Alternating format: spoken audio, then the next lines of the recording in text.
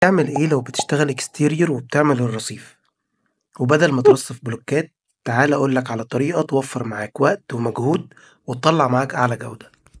بس قبل ما نبتدي احنا خلاص قربنا نوصل ل5000 متابع، شكرا جدا ليكم. دلوقتي سيب اللي في ايدك وانزل اعمل لي فولو على التيك توك وتابعنا على انستجرام، هتلاقيني بنزل فيه احدث التصاميم اللي بعملها، تقدر تشوفها وتقولي رأيك.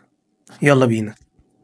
زي ما انت شايف دلوقتي عندي رصيف ومحتاج ان انا اعمل الكيرب ستون اللي بيغطي الجزء الخارجي للرصيف. اول حاجة بعملها هي اني برسم او باخد السبلاين من الكاد، ده هيكون السبلاين.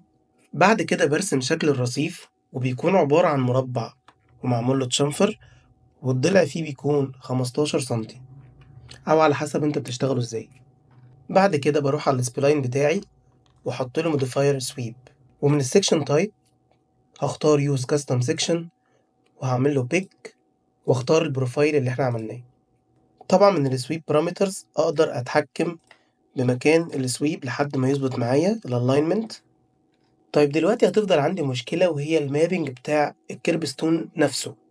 بكل بساطة هخش على السويب واحط عليه موديفاير يو في دبليو اكس فورم، بس لازم اكون واخد بالي من حاجة مهمة جدا، وهي اني لازم افعل الجنريت مابنج كوردينيتس.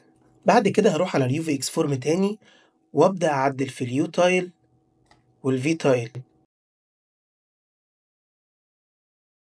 زي ما انت شايف كده اقدر احدد واتحكم في الخامة بتاعتي بكل بساطة.